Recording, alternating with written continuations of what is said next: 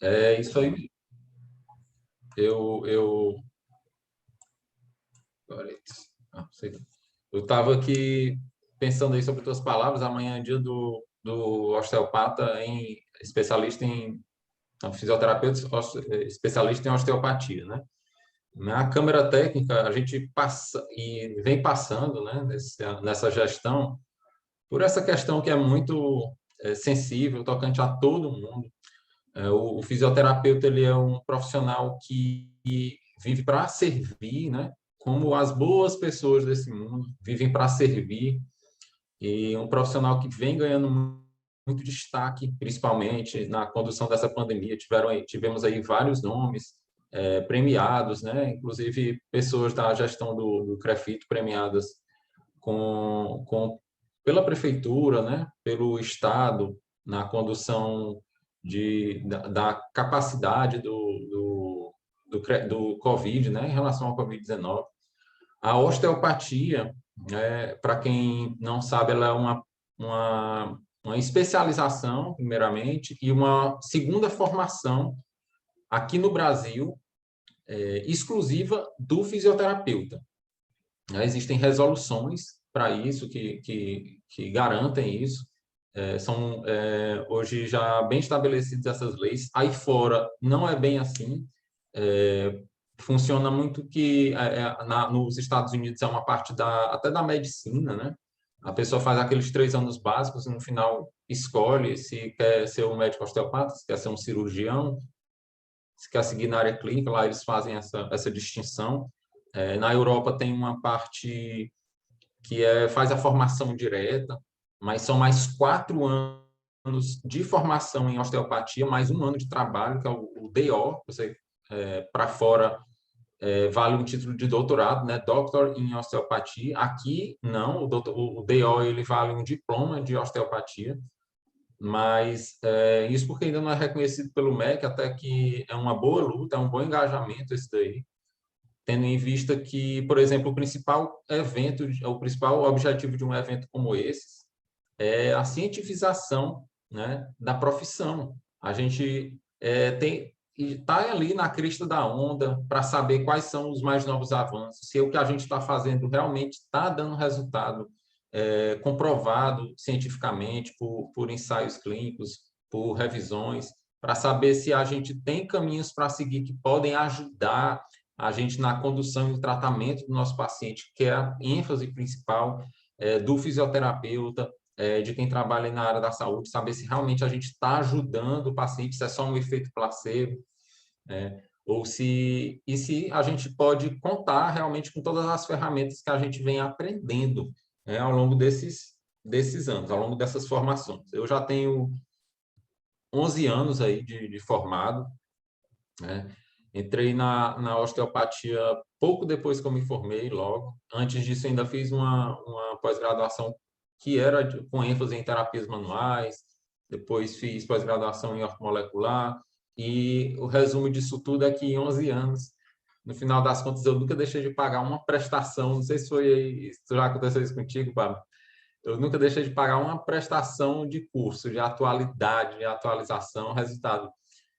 Por isso que a ciência é tão bonita, porque a gente sabe que o conhecimento ele é infinito, né? Então, a gente não consegue, a certeza na ciência, ela foi alvo de brigas há muito tempo atrás, de discussões filosóficas. Então, vários filósofos já se degladiaram assim, para poder tentar explicar o que a certeza na ciência ela é uma coisa que não existe, varia de população para população, e a gente traz um evento como esse como uma das funções da Câmara Técnica, que é a capacitação. Afinal de contas, acho que é uma responsabilidade muito grande.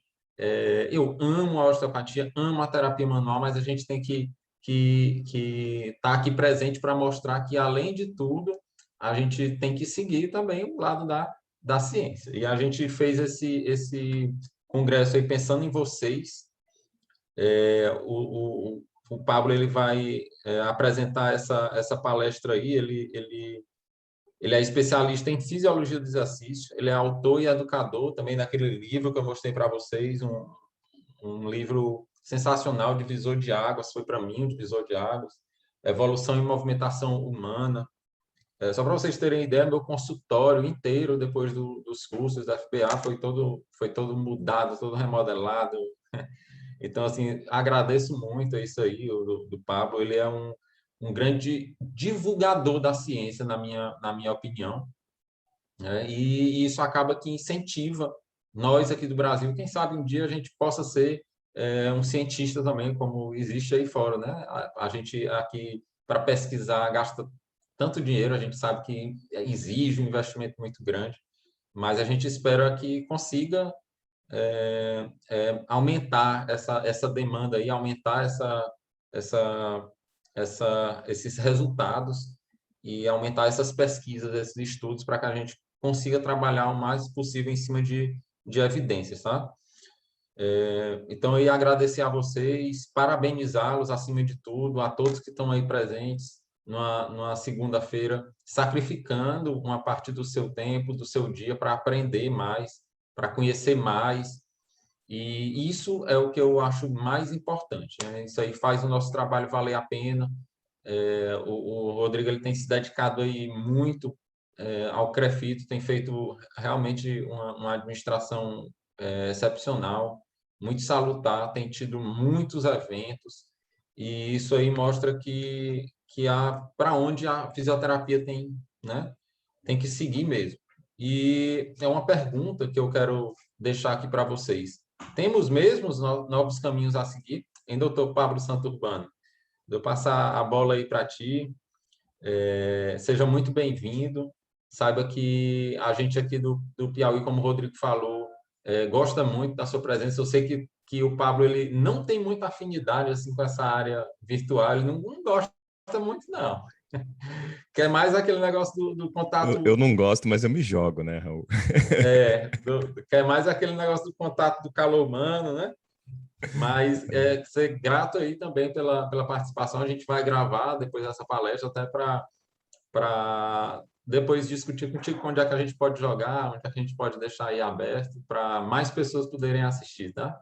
Então, já deixo de antemão aqui que vocês podem fazer o que vocês bem pretenderem. A palestra vai ser um prazer aí falar em qualquer veículo que vocês escolherem.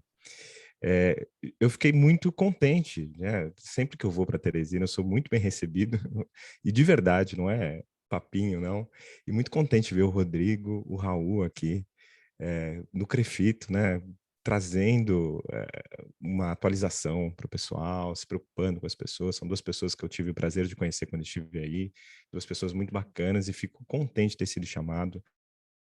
Mais contente ainda de estar iniciando esse evento aqui. Eu espero estar à altura de poder falar aqui no primeiro dia do evento, e entendo também a responsabilidade. Entendo a responsabilidade de eu apresentar aqui uma perspectiva eu não diria até num novo caminho, Raul, mas da gente saber qual o trajeto que a gente vai trilhar. E de acordo com a pessoa que a gente está atendendo, de acordo com a queixa que ela traz, o problema que ela está trazendo, o que a gente pode fazer de melhor. E às vezes os caminhos vão ser diferentes. Essa eu vim da terapia manual. A minha formação básica é da terapia manual. Eu comecei a minha carreira com terapia manual, com trabalho postural. E ao mesmo tempo que eu sou apaixonado, bom, eu digo para os meus alunos sempre isso, né? Vou dividir isso aqui com vocês. Mas se não fosse o meu professor de terapia manual do segundo ano de fisioterapia, eu possivelmente não estaria aqui hoje.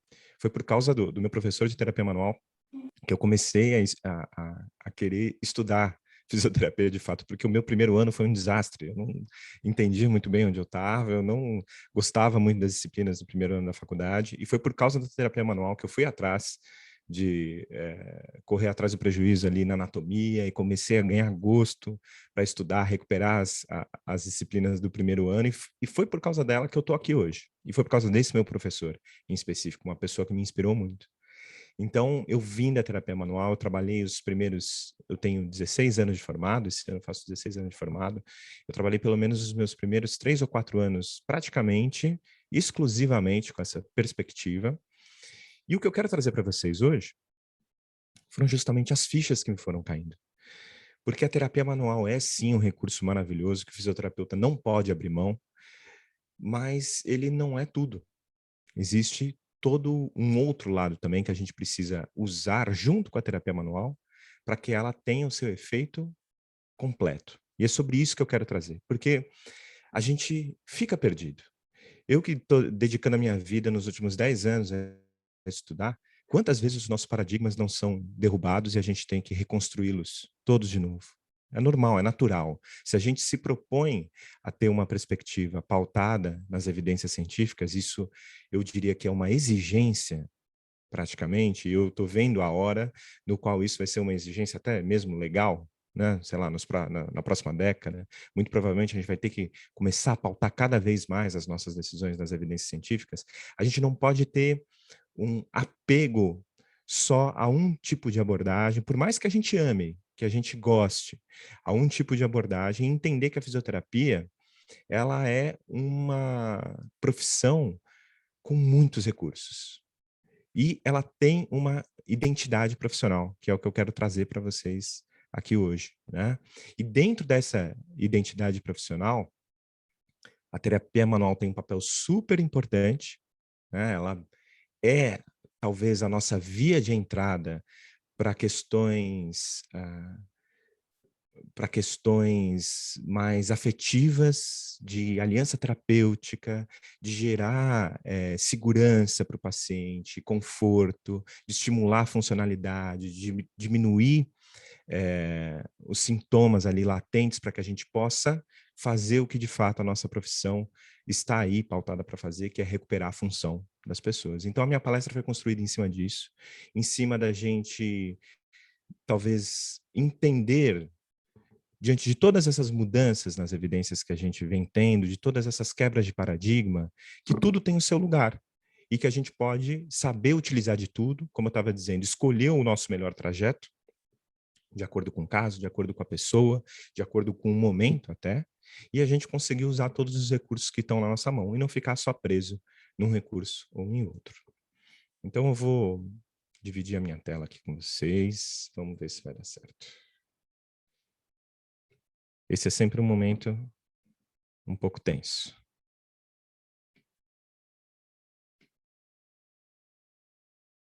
Acho que foi.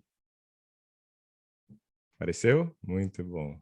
Então, eu propus aqui esse tema para a gente abrir, porque aqui no Brasil, a gente, como os colegas já estavam falando, a gente tem a sorte, e eu digo que é uma sorte, da osteopatia ela ser uma profissão que está obrigatoriamente ligada à fisioterapia. Aqui no Brasil, para você ser um osteopata, para você fazer a pós-graduação em osteopatia, você precisa ser um fisioterapeuta. E isso é muito importante, a meu ver, porque preenche algumas lacunas e ressalta alguns aspectos extremamente positivos da osteopatia. Alguns aspectos que fazem a osteopatia ser uma filosofia especial. E quando a gente tem isso norteado, vamos dizer assim, pela fisioterapia, eu acho que a gente tem um ganho muito grande. Né? Então, é muito interessante que isso aconteça aqui no Brasil. Então, por isso que eu decidi falar sobre fisioterapia musculoesquelética. Porque quando a gente está falando de osteopatia, a gente precisa entender que quem está aplicando é um fisioterapeuta que tem uma especialidade em fisioterapia musculoesquelética, que inclui ortopédica, traumatológica, esportiva, basicamente, tá? Eu sempre gosto de começar as minhas palestras, vamos ver se eu consigo mudar o meu slide, declarando o meu conflito de interesse e o meu viés. E o meu conflito de interesse, primeiro, é que eu sou talvez um dos únicos fisioterapeutas aqui no Brasil que é autor de um livro sobre esse tema que eu estou tratando, que é a evolução, e sou dono de uma empresa de cursos sobre o tema que eu estou tratando. Então, eu tenho um conflito de interesse, que eu estou declarando ele aqui, mas eu prometo tentar ser o mais imparcial possível na minha interpretação das evidências que eu vou trazer. E o meu viés é olhar as coisas pelo raciocínio evolutivo. Eu estou nessa há 12 anos, 13 anos já, pensando nesse tipo de coisa, estudando muito evolução, e eu vou tentar amarrar uma narrativa aqui para vocês que deixe a gente menos, vamos dizer assim, menos perdido, quando a gente perde alguns chãos. Quando, por exemplo, os ensaios clínicos mostram para a gente que uma coisa que a gente fazia não tem todo aquele efeito que a gente imagina, tentar amarrar essa história aí, tentando falar para vocês um pouco mais sobre quem são os humanos que a gente cuida, por que que a gente cuida dos humanos e por que que a gente precisa entender algumas coisas quando a gente cuida dessas pessoas, né? Eu não sei se vocês conhecem esse cara.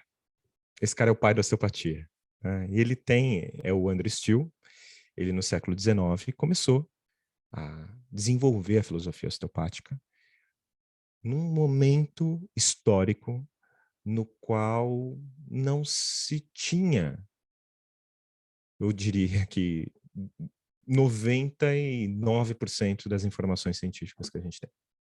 Então a gente precisa reconhecer a genialidade desse indivíduo, a capacidade que esse cara teve de olhar para o corpo de uma forma complexa, de uma coisa que só nas últimas 2 décadas a ciência vem reconhecendo como sistemas biológicos complexos. Ele já tinha essa capacidade de olhar para o nosso corpo desse jeito e de ter numa época no qual você tinha um monte de curandeiro fazendo um monte de remédio com erva, com um monte de crenças que não faziam sentido, né? Hoje a gente olha para trás e vê que não faziam sentido dentro de um olhar científico para cuidar das pessoas. Esse cara teve uma perspectiva de olhar para o corpo a partir de uma perspectiva que hoje a gente entende que é uma perspectiva fisiológica, né? Apesar que eu já vou ler essa frase dele para vocês, mas é uma perspectiva de fisiologia e de entender que o indivíduo ele é algo muito maior do que se imaginava na época, que a interação entre os sistemas é algo muito mais complexo do que se imaginava na época.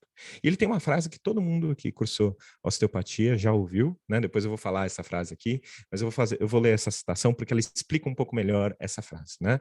Ele diz assim: você começa com anatomia e você termina com anatomia. O conhecimento sobre anatomia é tudo que você quer e tudo que você precisa.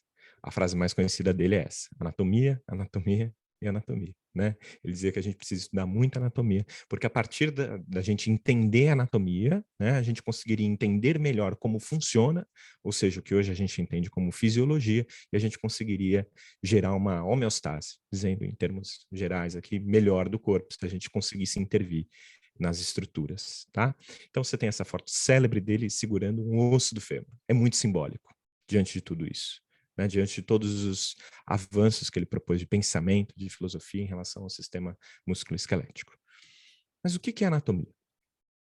Anatomia é uma subdisciplina de uma subdisciplina. Hoje, com uma visão que a gente tem da ciência, a gente sabe que a anatomia ela pertence dentro do campo da biologia. E dentro do campo da biologia você vai ter os autores divergem, tá? Alguns falam 25 ramificações, outros falam 50, mas são muitas ramificações dentro da biologia. Eu separei aqui só as que interessam para a gente, né? Então eu separei 4 principais, e uma está para fora propositalmente, porque ela herda também conhecimento de outros campos, né?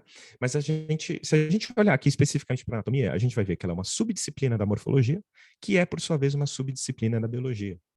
Assim como a nossa querida cinesiologia, a importante cinesiologia, é uma subdisciplina da fisiologia, que é, por sua vez, uma subdisciplina da biologia. E se você junta biofísica, que é uma subdisciplina da biologia também, com fisiologia, você tem a biomecânica, que é uma subdisciplina dessas 2 subdisciplinas. E dentro das ciências da saúde, você vai ter a medicina, que é a primeira ciência da saúde, e é daí que todas as outras derivam, por bem ou por mal, apesar da gente estar se separando recentemente, criando métodos diferentes de investigar os fenômenos, ainda existe essa relação hierárquica, vamos dizer assim, e, por fim, a nossa querida fisioterapia, que é uma profissão recente, e se é uma profissão recente, imagina o quanto que a ciência é recente. É muito mais recente. Né? A gente tem um monte de outras ciências mães que vão dar peso para a fisioterapia. Eu estou falando recente aqui, mas são décadas, né? A gente já tem décadas da existência da fisioterapia, mas diante de todo o contexto, por exemplo, da existência da biologia, que tem mais de um século, né? É muito recente. A própria medicina, que tem milênios, talvez, se você remontar ali aos primeiros, ao Hipócrates, por exemplo, né? Ela vai ter milênios. Então, são disciplinas, são artes muito recentes. Por que eu estou falando sobre isso?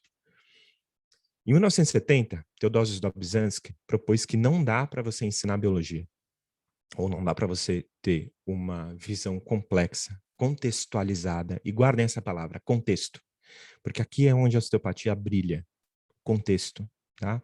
Não dá para você ter uma visão contextualizada da biologia, se você não entender a biologia pela luz evolutiva. Por quê? Todo ser vivo que existe foi moldado por um processo ambiental, de pressão ambiental, que foi pressionando com que os organismos dessas populações se adaptassem melhor a esse determinado ambiente. E nós temos uma história evolutiva. Os seres humanos são fruto desse mesmo processo. Esse processo natural, no qual nós fomos adquirindo as nossas capacidades orgânicas, seja ela qual for, qualquer coisa do corpo humano que você pensar, vai ter uma história evolutiva por trás. Por mais que os cientistas atualmente ainda não conheçam essa história evolutiva. Toda característica biológica do ser humano chegou até o mundo por meio de um processo de adaptação biológica. E aí, quando a gente olha para o Steele e a gente pensa o Steele diante desse mundo de informação que a gente tem hoje, a gente poderia reformular o que ele disse como anatomia, anatomia, anatomia. Porque anatomia, para ele, na época, era a única disciplina que existia. Para você ter noção, a cinesiologia ela foi criada mais ou menos na mesma época que o Steele viveu, e mesmo assim ela não era difundida ainda, ela era um campo incipiente. Se começou a tentar entender como o corpo se movimentava de um modo muito incipiente ainda, não era mainstream. A única disciplina mainstream que existia era a anatomia. Era a grande disciplina da medicina. Os grandes médicos da Renascença, do século XVI, se desenvolveram dissecando cadáveres, estudando basicamente anatomia. Então a gente precisa olhar para o Steele com um olhar de 2021. A gente precisa entender o que ele diria hoje em dia. E aqui tem uma brincadeira que a gente fez, um meme, né, no qual a gente substituiu o rosto propositamente aí do Steele pelo rosto do Charles Darwin, e a gente reformula aqui, né? O movimento humano é biologia, biologia e mais biologia. A gente vai olhar para o movimento humano e a gente precisa da biologia. E o que é biologia? Biologia são todas aquelas disciplinas que eu mostrei para vocês antes. Tudo aquilo junto, tentando fazer sentido. E por que o Darwin é talvez o pai da biologia? Porque ele é o cara que traz esse peso para a biologia. Claro que as ciências da vida já existiam antes, elas eram chamadas de ciências naturais antes, né? E você vai ter vários autores super importantes antes do Darwin. Mas o Darwin foi o cara que deu o conceito que unificou toda a biologia. Ele deu esse presente para a humanidade, que é na época, a hipótese da seleção natural, hoje, a teoria mais sólida dentro do campo da biologia, que é a teoria da seleção natural. E a gente vai falar brevemente disso. Mas antes, vamos voltar um pouco para o meu tempo ali de formado, que eu quero explicar para vocês a importância de tudo isso. Eu ponho essa imagem aqui desse ombro, cheio desses pontos, é uma imagem do Capandi, vocês já devem ter acessado esse livro. Porque ela tem eu tenho um apego emocional, vamos dizer que eu tenho um trauma com essa imagem, né? Por quê? Porque ela me lembra da minha primeira prova de anatomia, que eu vi que eu não tinha noção do que eu estava fazendo e do que estava acontecendo na minha vida quando eu decidi entrar na fisioterapia. Porque eu lembro daqueles alfinetes, Raul, assim, ó, em cada um dos tendões do manguito, em cada uma daquelas estruturas, né, que na época a gente estudava com cadáver. Hoje, pouquíssimas faculdades estudam anatomia com cadáver, se é que alguma estuda. Pouquíssimas fazem isso. Na época a gente estudava com cadáver, eu lembro daqueles alfinetes no cadáver assim, eu falei, ferrou. Eu não sei qual é. Como eu vou saber qual é o tendão do manguito aqui? Qual que é qual, cara? Qual que é o infra? Qual que é o supra? Qual que é o subescapular? O que está acontecendo, cara? Eu não consigo identificar essas coisas. E aí eu lembro que nessa mesma fase, né, no primeiro semestre ali do segundo ano, eu fui passando assim, nas disciplinas do primeiro ano, empurrando com a barriga, e no primeiro semestre do segundo ano, eu comecei a ter a disciplina de cinesiologia, né, junto com a de terapia manual, então eu já fiquei acordado. Pô, fisioterapia pode ser uma coisa legal, já comecei a me apaixonar pelo negócio, mas quando eu tive cinesiologia, eu olhei de novo para a anatomia do ombro e falei, putz, eu entendi agora, eu consigo entender. Agora eu consigo olhar para o tendão, porque se eu imagino um vetor, ali fazendo um movimento no húmero, eu consigo entender a ação muscular dele e eu consigo diferenciar que tendão é o quê. E eu comecei a entender melhor a anatomia olhando para a cinesiologia. Eu acho que eu não sou nenhum alienígena. Com certeza, boa parte dos estudantes de fisioterapia sentem uma coisa muito parecida, de fisioterapia, de educação física, sentem uma coisa muito parecida. Quando a gente começa a entender a função daquelas estruturas, a gente começa a reconhecer melhor a anatomia. É como se a gente colocasse uma lente diferente nos nossos olhos e passasse a enxergar aquela mesma coisa de um jeito diferente. O que eu proponho aqui é que quando a gente aplica um raciocínio evolutivo, e eu vou demorar mais um pouquinho para chegar lá, a gente vai construir isso aos poucos, tá? Mas quando a gente aplica um raciocínio evolutivo, eu coloco uma outra lente, agora em cima da cinesiologia. Eu não falo mais só de ação muscular. Eu não falo mais só de artrocinemática. Eu falo agora de função. Eu consigo pensar no porquê os tendões do manguito rotador evoluíram desse modo, eles se adaptaram no ser humano desse modo. Qual que é o motivo disso acontecer? Qual que é a capacidade física que ter um corpo, um ombro desse jeito, nesse caso, trouxe para nós seres humanos? Qual foi a vantagem em termos de sobrevivência?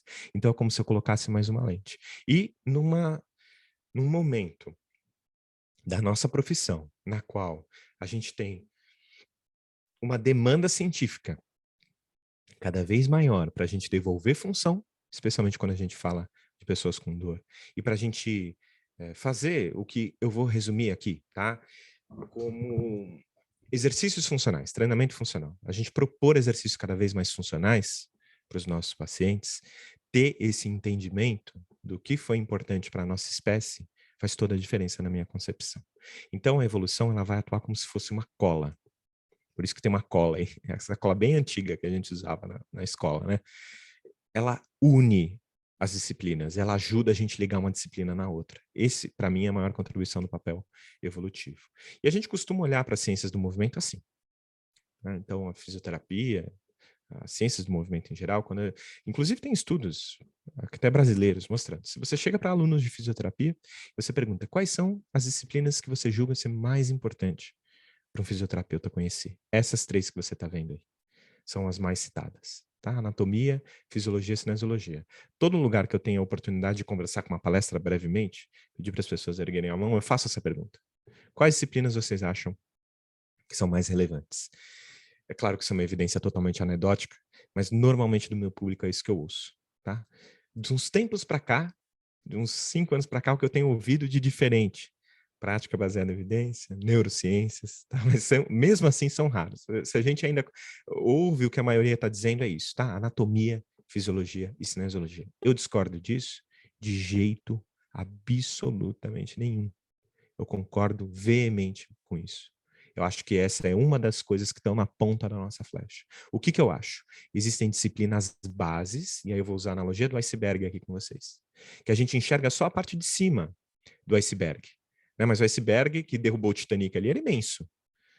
Ele só derrubou o Titanic porque ele era muito maior do que o comandante estava enxergando. E aí eu acho que essas disciplinas elas precisam ser apoiadas em disciplinas mais estruturadas, tá? Como se fosse a fundação de um prédio. Como se você quisesse construir um prédio de 50 andares. Você não vai fazer uma fundação de 3 metros. Você vai fazer uma fundação muito mais funda, porque seu prédio vai ter 50 vezes 3, aí 150 metros, sei lá qual vai ser o tamanho do seu prédio, tá? Então, você precisa fazer uma fundação muito mais funda do que 3 metros, né? Então, você vai enraizar essas disciplinas em disciplinas que são mães, tá? Então, essa eu acho que é a contribuição do raciocínio evolutivo. E quando a gente vê qual é a definição da profissão da fisioterapia, aqui pela Confederação Mundial para a Fisioterapia, né, a gente vê que o papel do fisioterapeuta é desenvolver, manter e restaurar ao máximo o movimento e a habilidade funcional das pessoas. Isso pode parecer básico, vocês provavelmente ouviram um professor de vocês falando disso, mas existem alguns problemas aí. Primeiro que isso é uma novidade, especialmente para quem é mais velhão, para quem se formou há mais tempo. A gente não tinha isso tão claro, tá? Eu vou explicar também brevemente por quê. Esse lance do movimento ser o núcleo, ser a parte central da fisioterapia. Eu vou explicar o porquê. Mas essa ideia toda começou com uma senhorinha muito simpática. Ela é uma velhinha. chama Shirley Sarma. Ela tem mais de 80 anos. Ela dedicou aí dos seus 80 anos, muito possivelmente 50 ou 60 anos à fisioterapia. E até hoje ela está viva. Ela publica esse estudo que eu trouxe dela de 2014, mas tem estudos mais atuais, tá? Mas foi nesse estudo que ela traz uma proposta para unificar a nossa profissão e para defender a nossa identidade profissional. Porque se você pergunta para uma pessoa de que parte do corpo um dentista cuida, você pode ir em qualquer lugar do mundo, para qualquer pessoa de qualquer camada social. Essa pessoa vai saber te responder que um dentista cuida do dente. Se você chegar para as pessoas e perguntar o que um cardiologista cuida, boa parte das pessoas vão saber te responder que cuidam do coração, pelo menos, ou do sistema cardiovascular. Se você perguntar a um neurologista, boa parte das pessoas vão falar do cérebro ou do sistema nervoso. Elas vão ter essa ideia. Agora, quando a gente pergunta para as pessoas, pelo menos até pouco tempo atrás, tá? Isso tem se tornando, felizmente, cada vez uma realidade menor na nossa vida, no nosso papel social, tá? Cada vez mais as pessoas entendem melhor o que a gente faz. Mas até pouco tempo atrás, boa parte das pessoas eram incapazes de dizer o que um fisioterapeuta fazia. E a Shirley Sarma, ela trabalhou para isso. Ela trabalhou para fazer o seguinte, ela disse assim, para a gente ter uma identidade profissional, a gente precisa estabelecer a nossa expertise primária, é aquilo que a gente cuida. E o que nós cuidamos? Movimento. Só que o movimento, se você abre o Guyton, que é um livro de fisiologia que provavelmente todos vocês foram até obrigados a estudar nele, né? Você não vai achar um capítulo de movimento no Guyton. Você vai achar um capítulo de sistema muscular, você vai achar um capítulo de sistema neural, sistema central, sistema periférico, você vai achar um capítulo do sistema esquelético, mas você não vai achar um capítulo do sistema de movimento. Então, o que a Shirley Sarma propôs foi o seguinte, pessoal, por que a gente não define um sistema fisiológico para a gente? Porque definir um sistema fisiológico é uma definição arbitrária.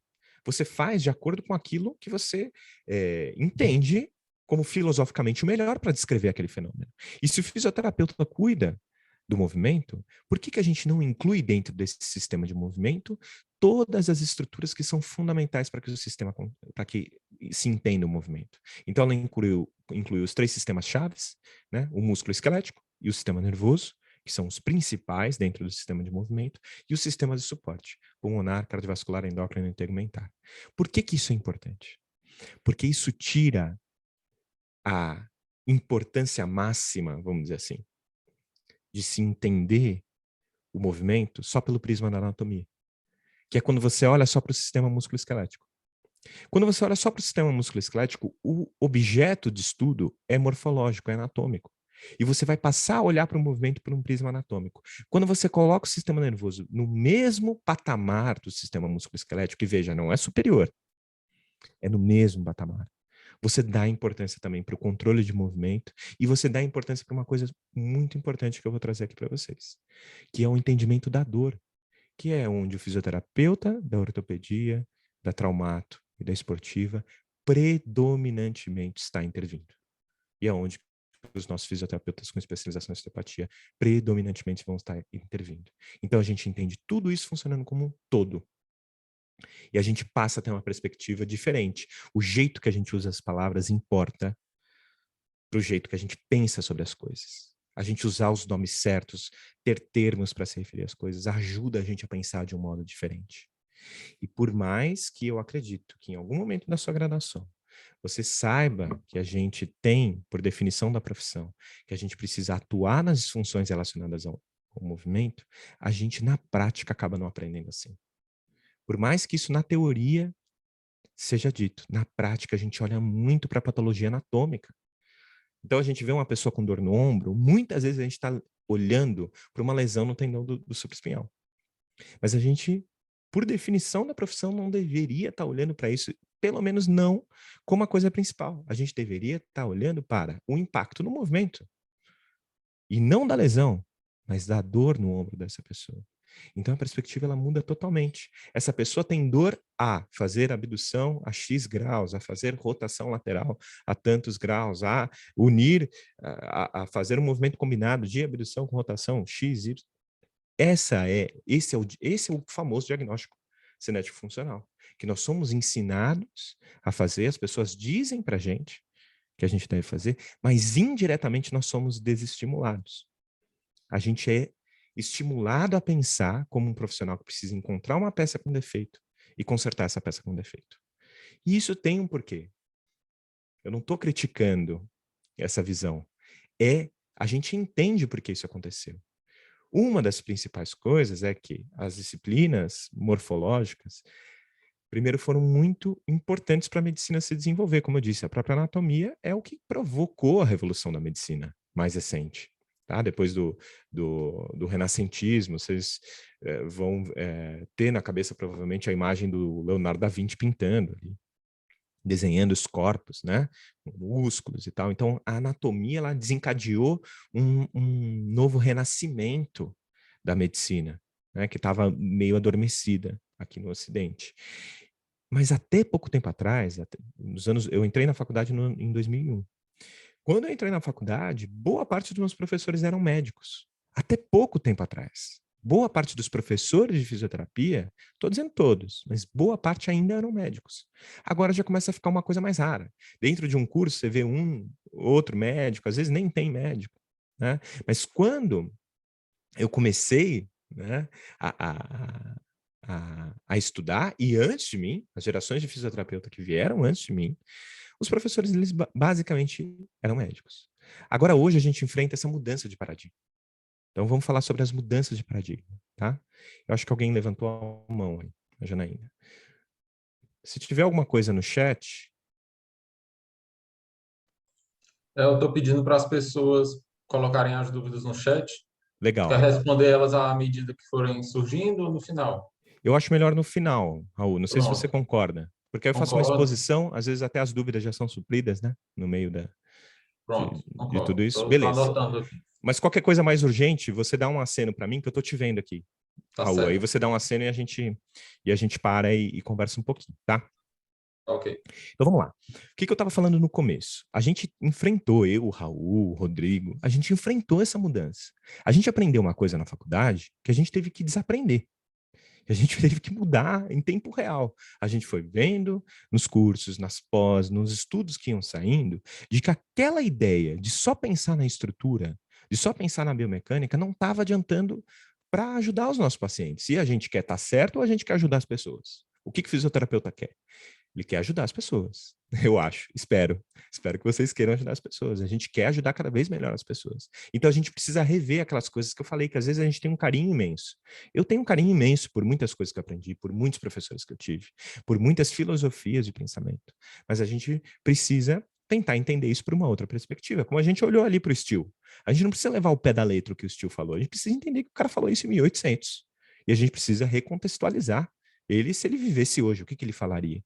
Então, a gente precisa olhar com carinho para trás e tentar ver como que a gente pode melhorar. Então, o que a gente entende hoje? Que boa parte das dores musculoesqueléticas, tá? Boa parte dessas dores, sobretudo quando a gente fala das dores que persistem, aquelas dores que persistem mais do que 3 meses, que a gente chama de dores crônicas, elas são primárias.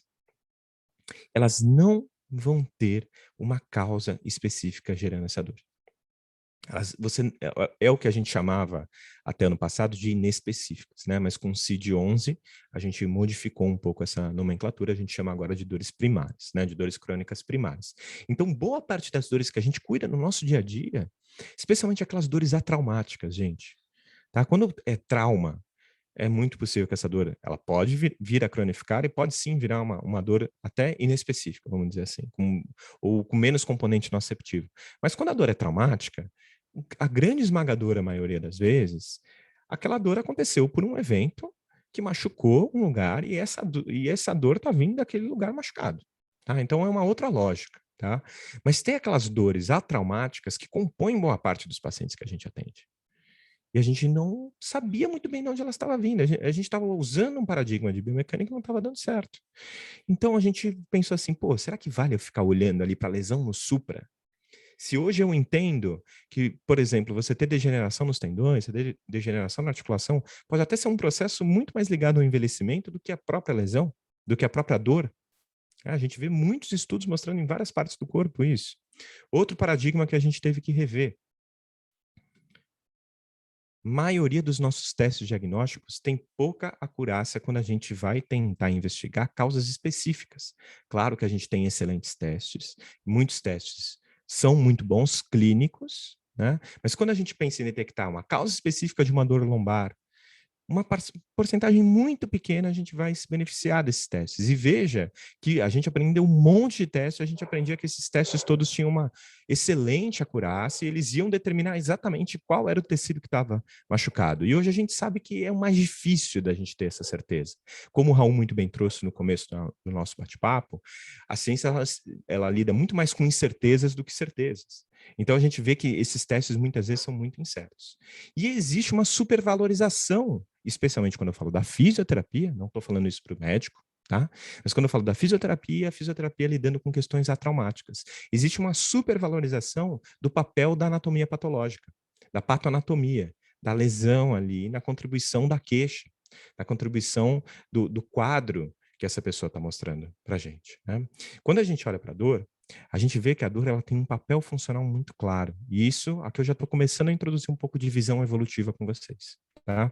Então, aqueles indivíduos que sim, sentem dor, têm mais chance de proteger, de se proteger contra ameaças do ambiente. A dor, ela faz parte de um sistema de sinalização que ela é responsável por detectar ameaças. E ameaças, especialmente, à integridade física daquele animal. Então, aqueles animais que são capazes de sentir dor, eles têm mais chance de sobreviver. Então, a gente vai ter animais que vão evoluir, que vão se adaptar para sentir dor. Sentir dor, por mais que você não goste, é muito bom. Você precisa disso, tá? Mesmo quando a gente olha para a dor crônica, para a dor persistente, a gente vai ver que a dor persistente e ter dor persistente estimula nas pessoas, e aí se você aqui não é estudante, já está atuando, já está no estágio, e tem alguns pacientes com dor persistente, com dor crônica, você vai talvez identificar essa explicação que eu vou dar. Estimula as pessoas a adotarem um comportamento de doente. Ter dor crônica e persistente é como estimula um comportamento nas pessoas como se elas estivessem com febre, gripadas. A gente fica mais quietinho, mais deprimido, entre aspas, e às vezes não entre aspas, às vezes a gente vai ter questões psicológicas mesmo influenciando, estando relacionadas com a dor crônica, mas tudo isso tem um motivo também. Vai ajudar a gente a se reparar. Por quê? Porque a dor é modulada por atividade física. Presta atenção nisso. Dor é modulada pelo quanto você se movimenta, por quanto você está se movimentando. Na natureza, gente, sem proteção das casas, sem você ter plano de saúde, um hospital, uma enfermeira, ou até mesmo um iFood para você pedir comida quando você não pode ir no supermercado, ou uma geladeira para você ir lá e conseguir sua comida. Você não tem nada disso na natureza. Então, uma pessoa com dor, tanto aguda quanto persistente, na natureza, é obrigada a continuar se movimentando. E a natureza é muito sábia. Ela fez assim: os animais. Os animais vão ter dor. Os animais vão ter dor persistente, porque a dor persistente, a dor crônica, pode estimular um comportamento de doente. Mas como os animais, para sobreviver, precisam comer, eles vão ter que se movimentar, mesmo com dor. E a gente vai ficar isso. Atividade física, do movimento, que vão ajudar a modular essa dor. E essa dor aos poucos vai diminuindo e essas pessoas aos poucos vão recuperando a função. Isso funcionou muito bem até 80 anos atrás. Quando a gente entra na terceira revolução industrial, as pessoas começam a migrar para um trabalho intelectualizado, cada vez mais intelectual. Quando elas começam a... Tá me ouvindo bem aí, Raul? A internet tá dando um... Tá travando um pouquinho, mas está dando para entender. Tá, deixa eu ver aqui se eu consigo identificar.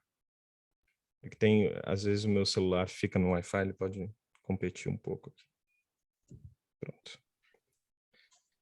Se não der para entender, você me avisa que eu dou um jeito aqui. Então, o que a natureza preparou a gente? Eu vou fazer essas pessoas terem dor. Eu estou falando tanto que eu estou ficando até com calor, gente. Olha, eu vou deixar os animais terem dor, e dor persistente. Mas como eles são obrigados a se movimentar, essa movimentação vai modular a dor. E aos poucos eles vão recuperando a função. Só que atualmente a gente não é mais obrigado a se movimentar. Então, uma pessoa com dor pode ficar de repouso, por exemplo. Ela não precisa para buscar o seu esforço físico para conseguir esse alimento, para caçar, para coletar. né? Então, a gente passa a ter um problema, que é o que a gente chama na biologia evolutiva de incompatibilidade. Ou seja, eu tenho um corpo que está incompatível com a realidade que eu estou vivendo. Então, ter crônica, muito possivelmente, é um processo de incompatibilidade que vai acontecendo, porque eu não preciso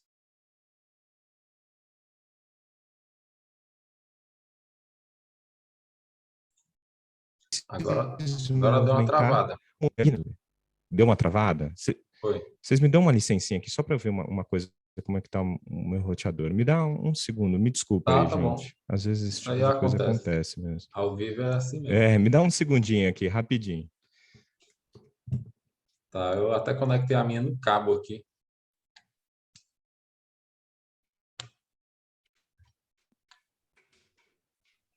É verdade, falou e disse mesmo que muitos professores médicos. Muitos professores médicos. O Rodrigo até botou ali, confirmou. E deixa eu ver aí já. Pronto, pessoal, eu descobri o que era, porque eu estava imaginando. A minha esposa, coitada, ela tem que se acostumar com um marido que faz live quase todo dia, inclusive fazer de novo. E ela abriu a Netflix, o Wi-Fi foi pro Netflix. quiabo. Mas eu já conversei com ela, ela pôr no 4G. Netflix, cara, foi o Netflix, Salzito. Puxa vida. Vamos lá, então, ó. Esse é o pepino que a gente enfrenta, tá? De comportamentos motores mal adaptativos. É isso que a gente encontra na nossa prática. O que acontece? A pessoa tem uma dor, essa dor começa a persistir, e aí vai ter um mecanismo natural, tá, dessa dor, que é o seguinte: toda vez que eu tenho dor com determinado movimento, vamos supor que é uma flexão da lombar, tá? O meu sistema nervoso central fala assim, cara, fazer flexão dói. E aí você tem um reforço negativo. Quando você tem um reforço negativo, você vai tender a evitar aquele comportamento. Então, eu passo a evitar fazer aquele movimento, tá?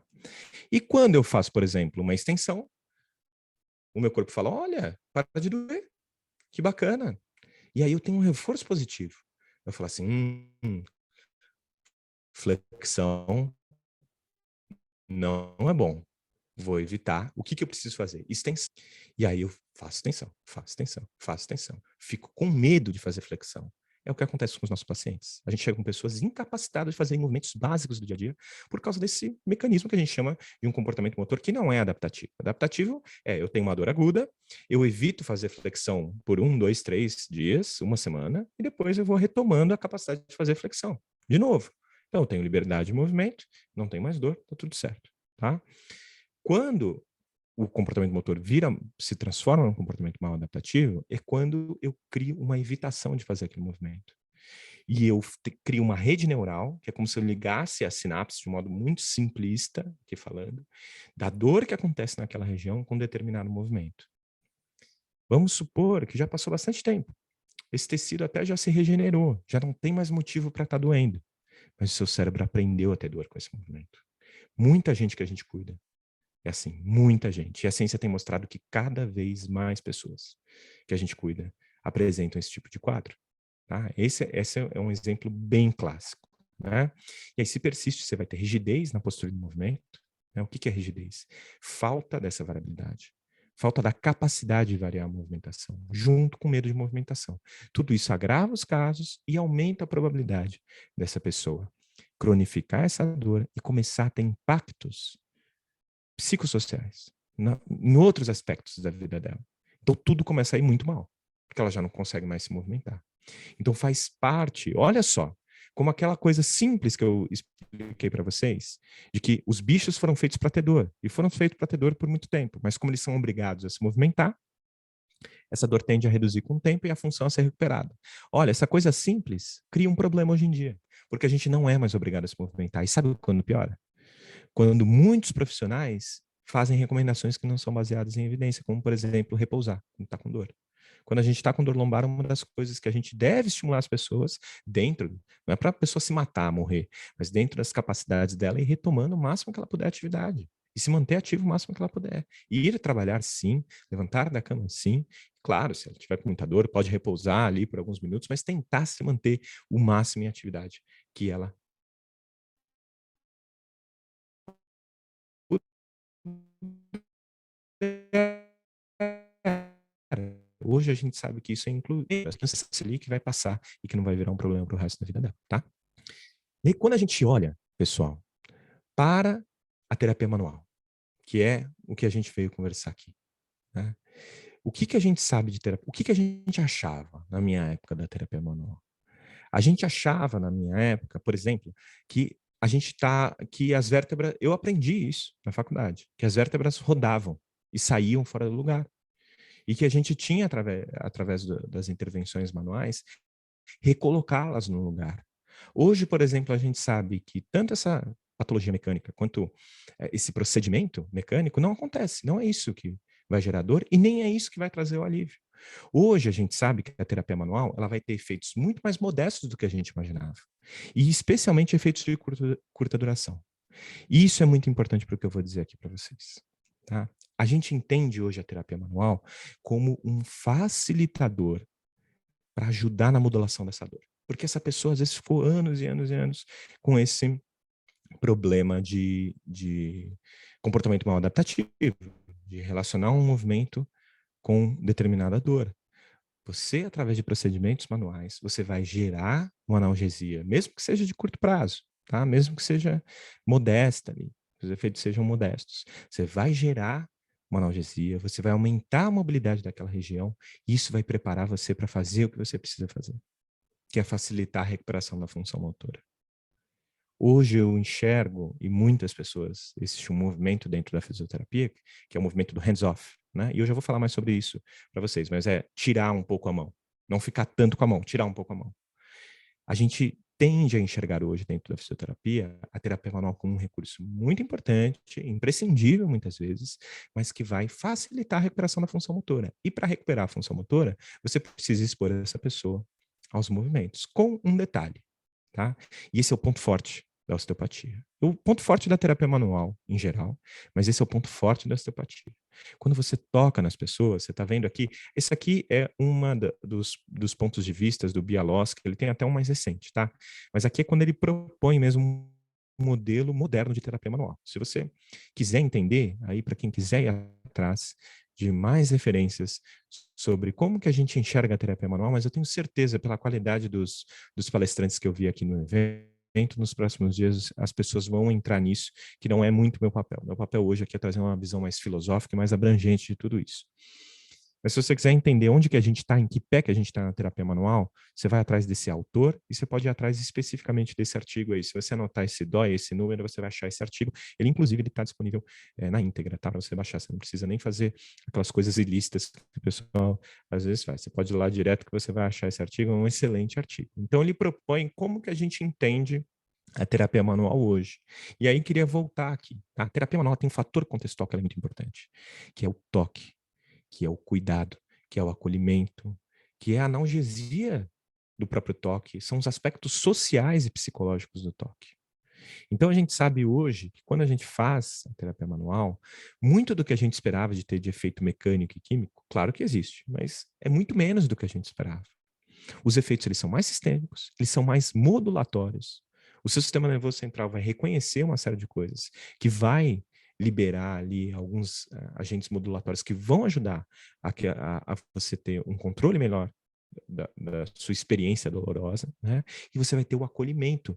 E por muito tempo na fisioterapia se falava, né, que o fisioterapeuta é aquele que toca, que a mão do fisioterapeuta é muito importante, e é muito importante. E é aí que a gente tem um ponto forte da terapia manual, é aí que a gente tem um ponto forte da osteopatia. A gente facilita o movimento e a gente acolhe e a gente ajuda em fatores contextuais. A terapia manual é muito bem quista pelos pacientes. Você vai começar a trabalhar, se você não trabalha, se você já trabalha, você sabe do que eu estou falando. Todo paciente adora que você mexa nele. E você deve mexer.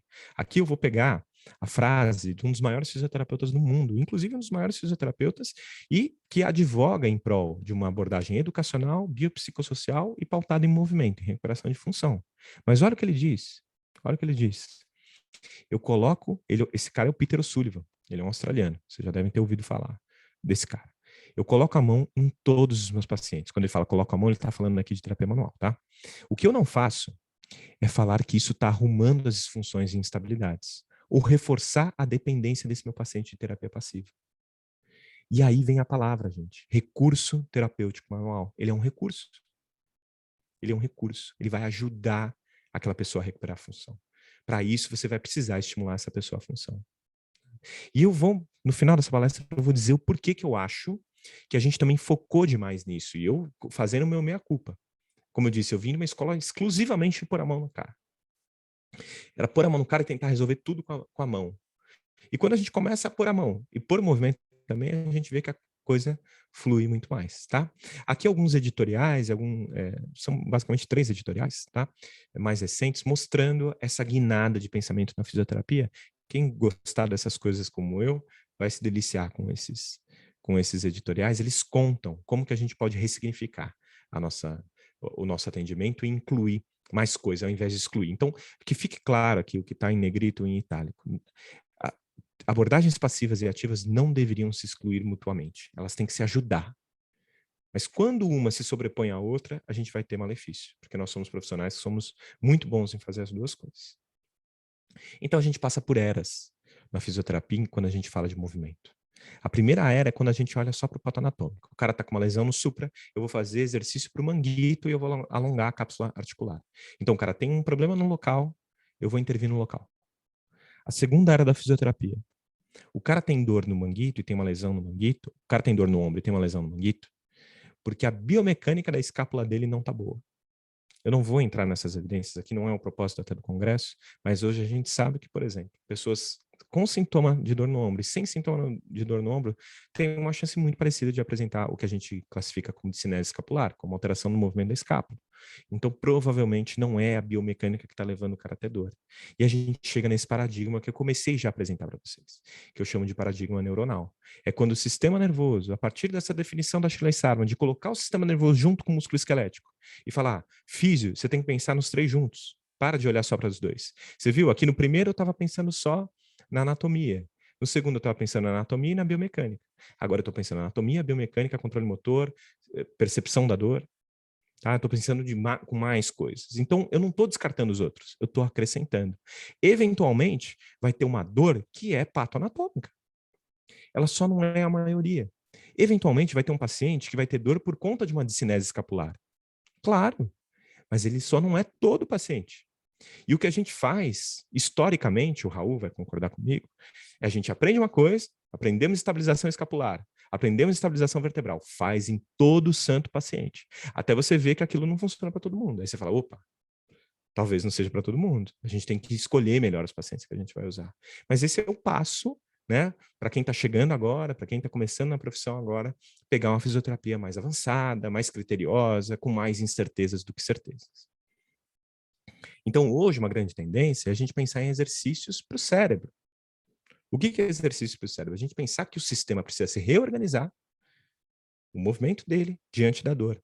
E para isso, muitas vezes, você vai precisar intervir com condutas específicas. Terapias articulares específicas, terapias de tecido mole específicas, para ajudar aquela pessoa a fazer aquele movimento, alongar uma estrutura específica, fazer um trabalho de fortalecimento específico, para que você consiga fazer com que o sistema dela consiga reconhecer um movimento como um todo, de corpo inteiro. Mas o foco é que a gente olhe além das anormalidades estruturais e anatômicas. Entenda o sistema como um todo. E essa é uma visão que o Steele trazia, de certo modo. Ele tinha esse viés da anatomia, mas, como eu disse, é muito da época, é muito do que ele teve que fazer no momento que ele estava. Mas ele tinha esse entendimento muito complexo do corpo, né? E hoje a gente tem todo um campo da ciência que a gente chama de controle motor, que só estuda como que o movimento acontece. E o movimento sem ambiente externo não acontece. Toda vez que você se movimenta no espaço. Você realiza uma tarefa no espaço. Você age nesse espaço. Você tem uma percepção desse espaço. Você processa todas essas informações e o seu sistema de movimento vai te ajudar a produzir esse movimento, que, mais uma vez, vai interagir com o ambiente e assim vai. Então, a gente não está isolado no mundo. Nosso sistema vai selecionar a melhor estratégia de movimento, levando em conta essa interação. Se eu tenho uma dor, por exemplo, eu vou estar afetando aquela esfera do indivíduo ali em azul. E aí esse indivíduo vai estar com uma dor que não vai estar respondendo tão bem. O sistema de movimento dele não vai estar respondendo tão bem. Né? Se eu tenho uma fraqueza muscular, a mesma coisa vai acontecer. Então, muitas vezes eu tenho que intervir no indivíduo, mas o final é propor essas tarefas, é propor o movimento. Tá? A minha crítica construtiva para a fisioterapia, e não só para a fisioterapia, mas para todas as ciências médicas, é que as ciências médicas não consideraram como, porquê e para quê as características biológicas se adaptaram à nossa espécie. E no nosso caso, os movimentos se adaptaram à nossa espécie. E isso é muito rico.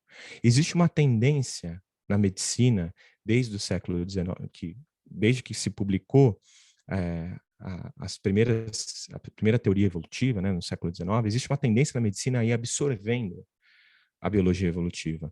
Em 1990, se tem a primeira proposição formal de que a medicina precisa olhar para a seleção natural e olhar para a biologia evolutiva.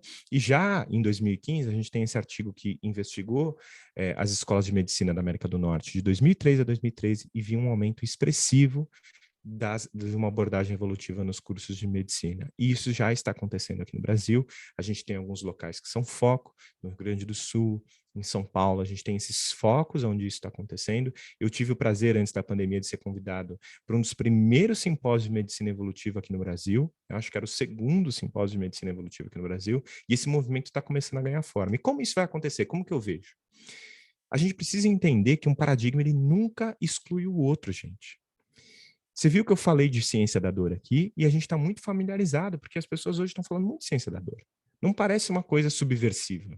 A gente não está falando uma coisa que vai destruir a fisioterapia ou destruir tudo que a gente aprendeu antes. Vai só complementar, né? Assim foi com a ciência da dor. E hoje a gente já tem no currículo, né, das faculdades brasileiras de fisioterapia já um crescente. Ainda é muito pouco, mas já tem um crescente de disciplinas exclusivas sobre dor. E isso vai aumentar cada vez mais diante da demanda. Eu prevejo que a biologia evolutiva vai ser uma coisa parecida. A gente vai trazer dentro das nossas disciplinas que a gente tem comumente, né, sociologia, antropologia, talvez vai haver uma migração. A gente, em vez de falar só de sociologia ou de antropologia, a gente vai falar de biologia evolutiva ou de antropologia biológica. É assim que eu vejo. Então, só para fazer essa ressalva, para explicar agora o que eu vou trazer para vocês, tá? Então, quando a gente fala de movimento dos humanos, tá? Que é uma piada, né? História do exercício. Não, não é uma história do exercício, né? A gente está falando de história da atividade física. Não, a gente vai falar de história da movimentação, do movimento nos humanos. Porque quando a gente pensa em movimento, com um olhar profissional, a gente pensa em exercício.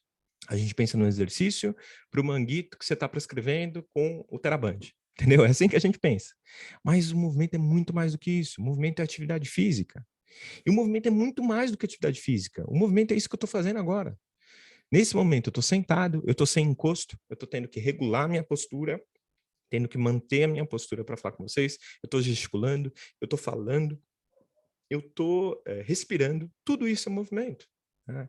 Então, a gente tem que olhar para o movimento como uma coisa intrínseca dos animais. E quando a gente olha por essa perspectiva, a gente vai ver que os humanos, desde o momento que eles surgem, que é 300 mil anos atrás, eles se movimentam de um jeito extremamente generalista. Humanos foram feitos para se movimentar de um jeito extremamente generalista, fazendo vários movimentos diferentes. No próximo slide eu vou conversar um pouquinho mais com vocês sobre isso. Nos últimos 2000 anos, todo mundo estudou essa parte da história, né? A gente começa a se sedentarizar, mas não no sentido que a gente costuma usar como profissional da saúde da palavra. A gente começa a se estabelecer em locais e a gente começa a plantar. É o que a gente chama de revolução agrícola. Na revolução agrícola também nós passamos a usar nosso corpo de um modo mais especializado.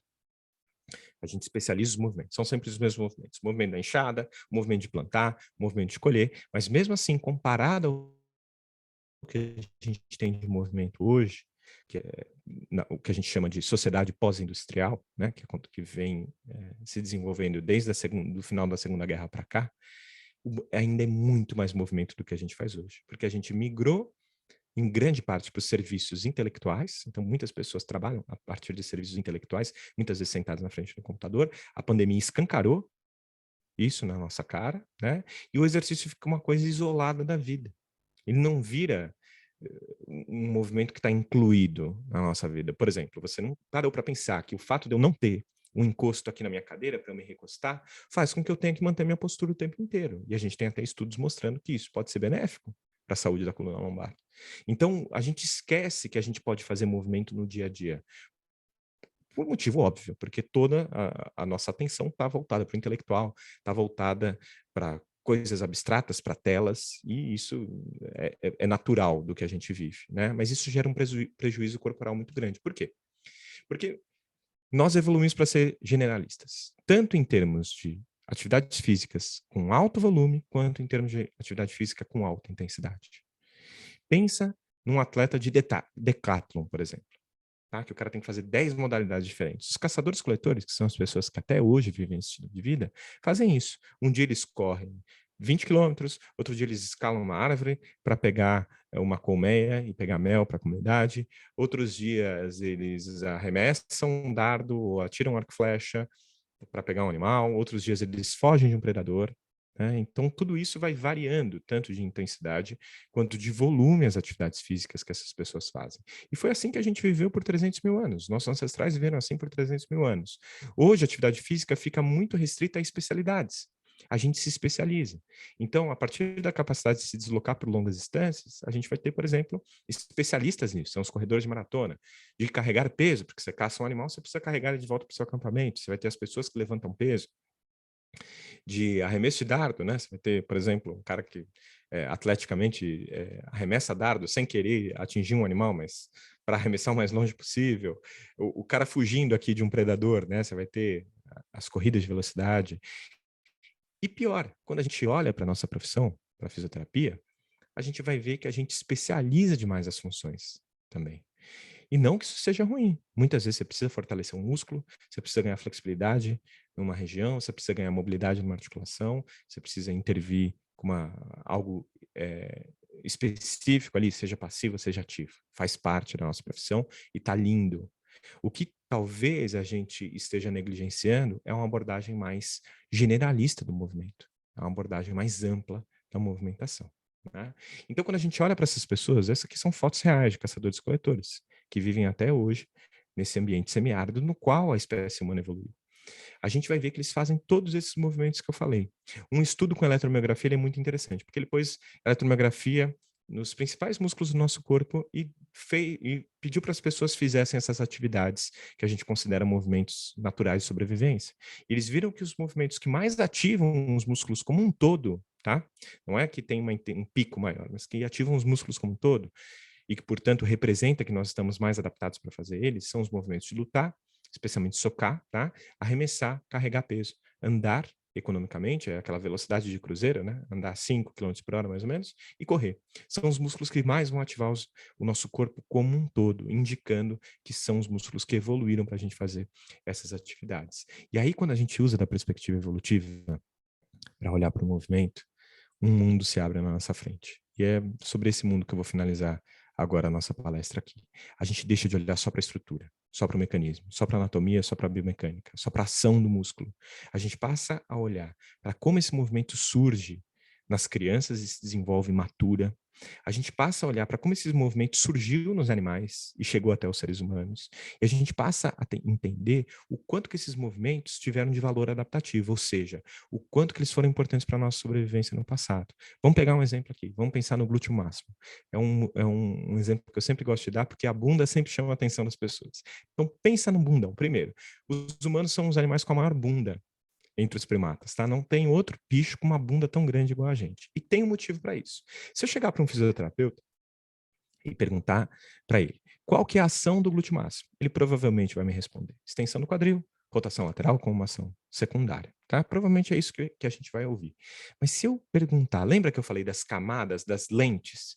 Quando eu olhei para a anatomia do ombro com a lente da cinesiologia, eu entendi por que tinha tanto tendão no manguito, porque cada um tinha uma função específica.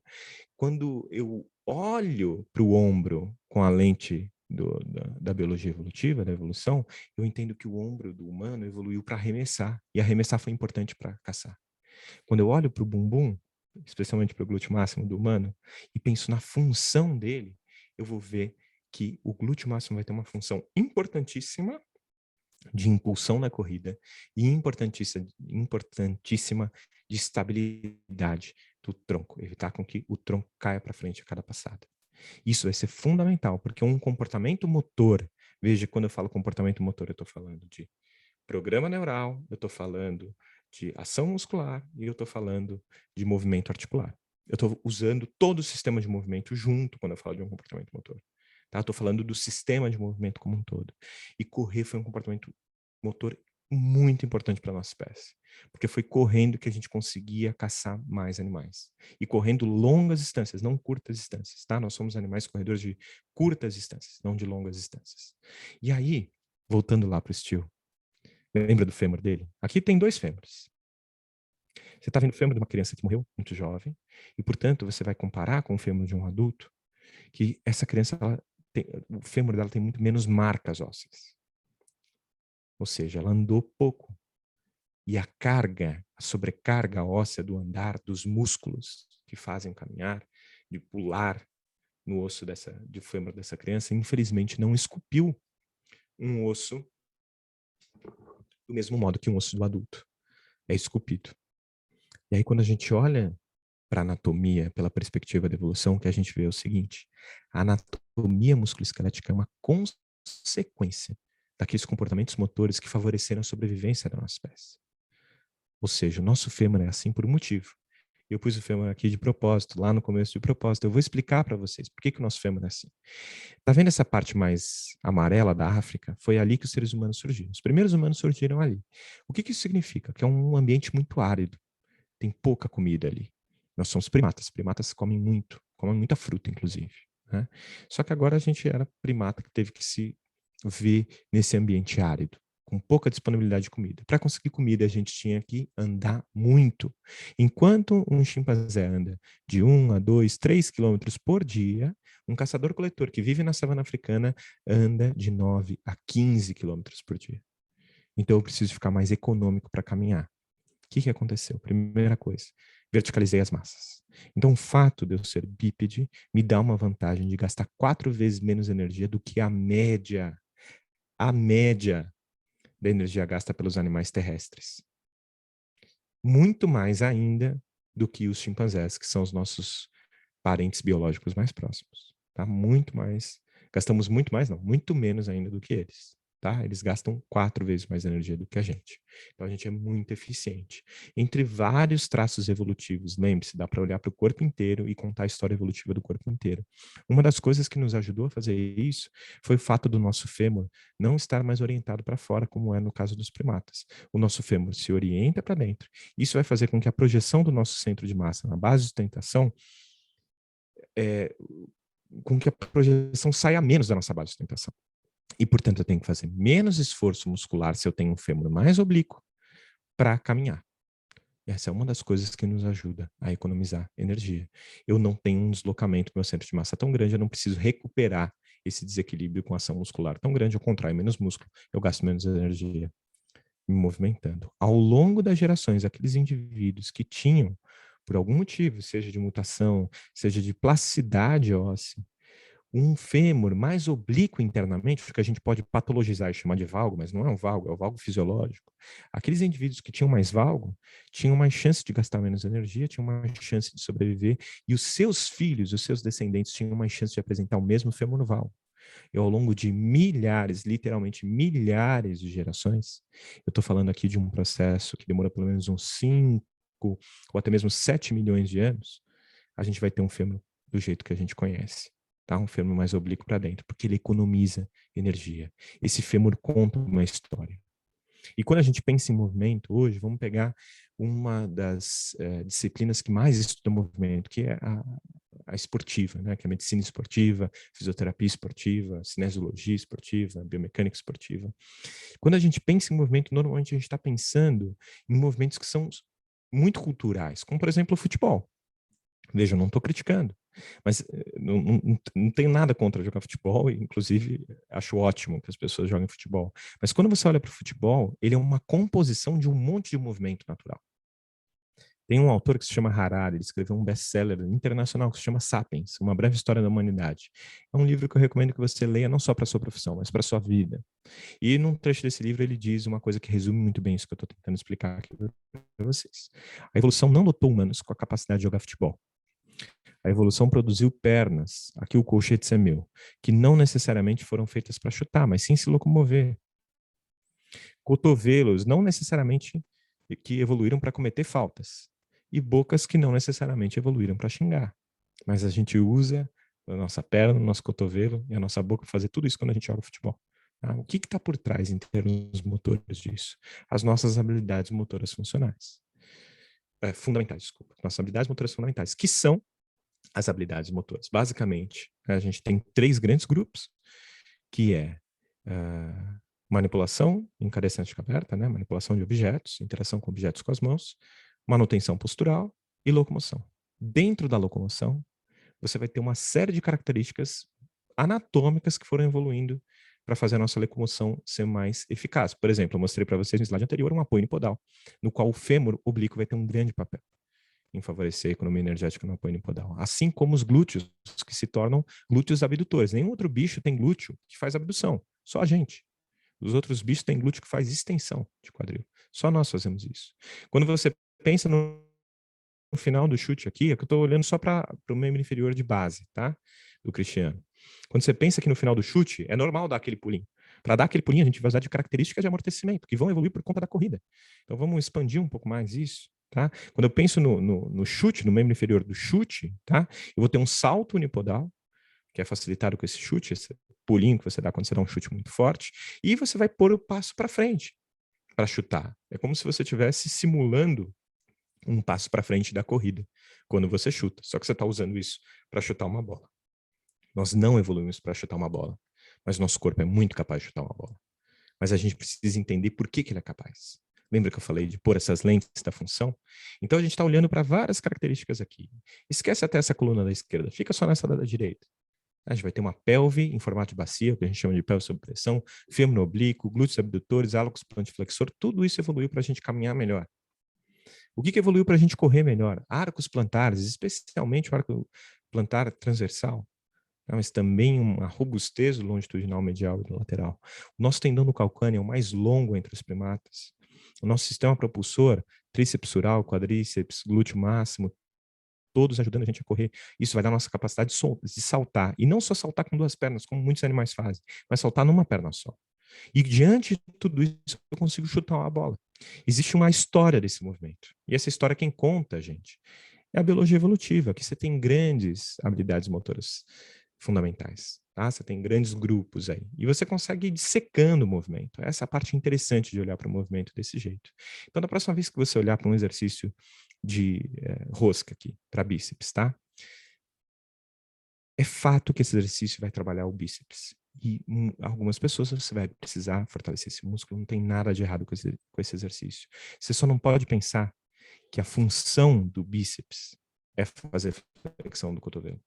Porque não é, isso é a ação do bíceps. A função do bíceps, para que ele evoluiu, é muito mais amplo do que isso. Primeiro que ele evoluiu para descarga de peso nos membros superiores. Depois ele vai ter um monte de outras funções nos primatas e nos humanos, como se pendurar, como carregar peso, como frear o final do arremesso, que é um movimento super importante para a nossa sobrevivência, ajudar no armazenamento de energia na hora de socar, que é um movimento super importante para a nossa espécie. Esse é o modelo evolutivo de olhar para o movimento. A gente passa a entender os músculos e entender as suas funções em termos evolutivos, e não só as suas ações, e passa a pensar no movimento de um modo diferente. Então, como eu estava falando de apoio unipodal, se a gente quer estimular o apoio unipodal, tem vários jeitos da gente fazer isso. E o que a gente chama de movimentação generalista, ou como a gente chamava antes de movimentação natural funcional, são os desfechos espontâneos não estereotipados no sistema de movimento. Como você pode fazer o seu paciente se movimentar sem você pedir com que ele faça exatamente o movimento do jeito que você quer?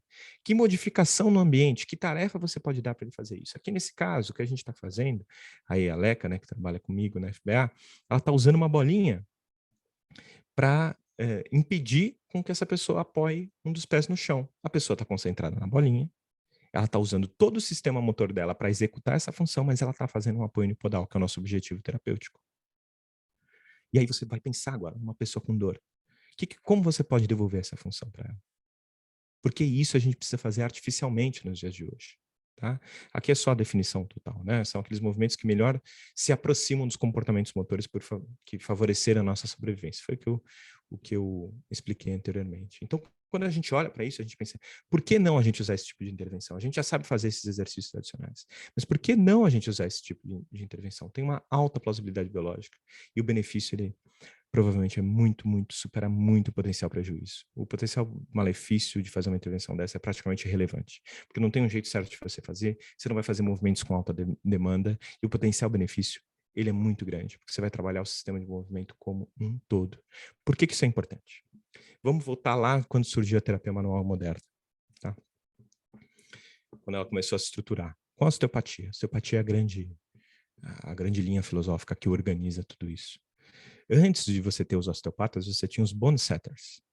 Até hoje, você vê esse cara. Na minha academia, quando eu era adolescente, tinha um cara que eu acho que ele não era nem formado em educação física. Quando eu era adolescente, não tinha nem essa obrigação, né, do treinador ser formado de educação física.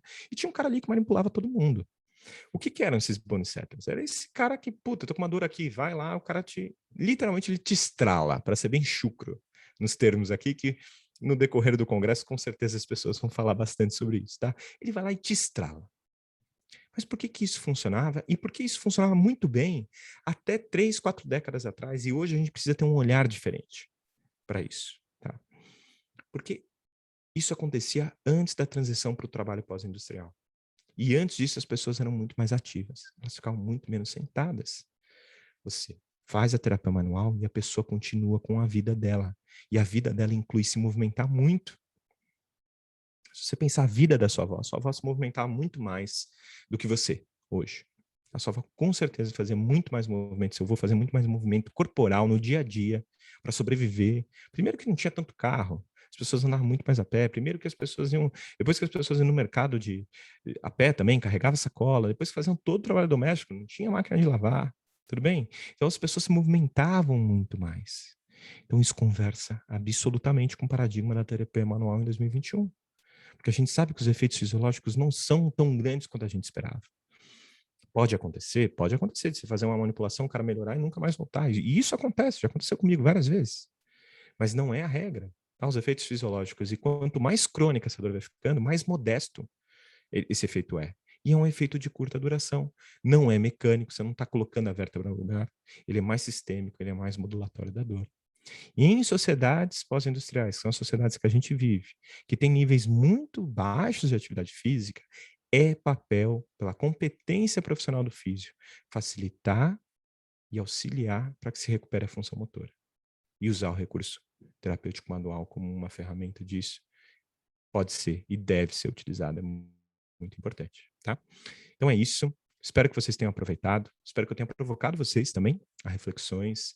É mais uma vez um prazer estar aqui. Agradeço muito o convite dos colegas. Estou muito feliz de estar aqui. Espero estar em Teresina logo. Estou me planejando para isso. Em breve a gente provavelmente vai passar por aí. Se você tiver alguma dúvida, eu vou responder agora no chat. Mas se você quiser mandar para o meu e-mail, fica à vontade, tá? A gente tem redes sociais também, tá? Em todas as redes sociais, com o curso FBA e o site também dos nossos cursos, curso presencial, online, quem quiser conhecer mais, peço licença aqui para os colegas que me convidaram para divulgar o meu trabalho. Quem quiser pode ir lá conhecer, bater um papo com a gente, vai ser muito bem recebido, tá bom? Então é isso, senhores. Espero ter suprido as expectativas aí.